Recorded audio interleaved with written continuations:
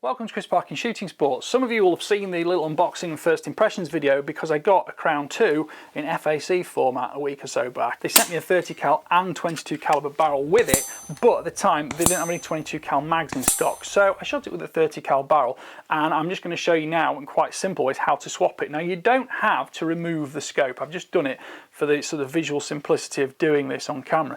But essentially all you need is a 3mm and a 2.5mm Allen key, and the new barrel set will come with a fill probe, and you also need the appropriate magazine.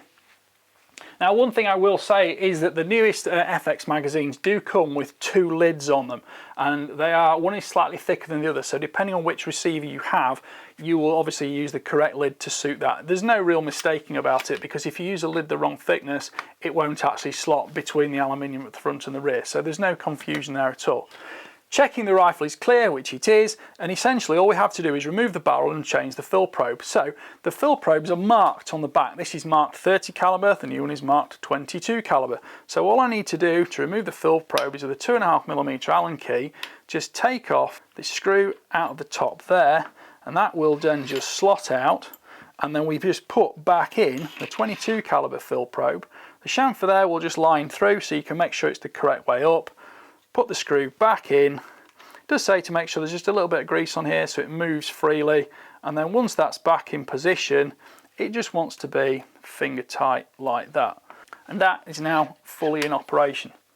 Right, let me just move those to one side and I'll show you swapping the barrel. So to swap the barrel we need a 3mm Allen key, and there are essentially two screws on either side of the rifle. So just undo these and take it out. Now you need to be a little bit careful doing this, because you don't want to drop the screws, but you also want to make sure the screws are sufficiently out of the way that they don't nudge the O-rings that are on the back of the barrel, but you'll see that better when it's actually out of the rifle.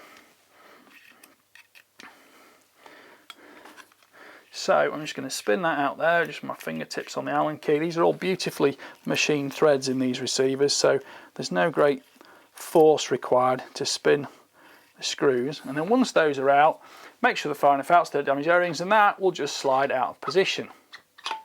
Now this 30 cal barrel only has a single port there, so you don't have the options, and I'll show you in a second on the 2.2, but those are the O-rings, and a little bit of silicone grease on the O-rings won't hurt, just to maintain the condition of the rubber on there.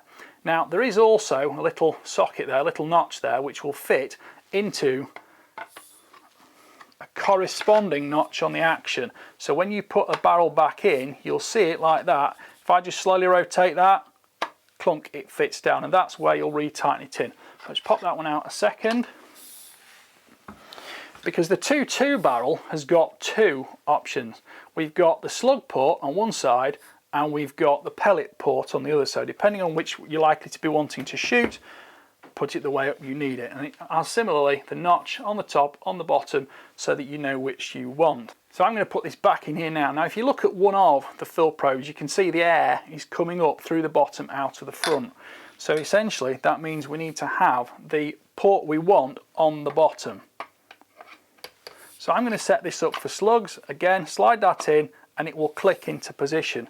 I take the 3mm Allen key and just delicately supporting the barrel, I'm just going to put these nothing more than spun into position, making sure I'm holding the barrel into the receiver fully. Now you don't need to swing on these too hard. I would suggest holding the rifle vertically for the next stage, but without bumping the ceiling. That's a little bit trickier to show you on camera. But if I now just go round these diagonally, same as I would with scope mounts to be honest, and nip them into position, that is going to hold the barrel perfectly for me. And when I get to the final stages, just swap the Allen key the other way around. I can just add a little bit more torque, but you don't need to swing on them. These are slightly angled, so make sure you match the angle of them, and then we can tighten them all into final position. So there we are, and we've got the 2.2 fill probe, the 2.2 barrel set up for slugs. Now I'm just going to safe dry fire this, which is that. Pop that out of the way again, and we've got the magazine here and the magazine here, so that I believe is the 2.2 magazine. Yes it is, that's the 2.2 magazine, so that is now the one I'm going to take out and shoot with this rifle today.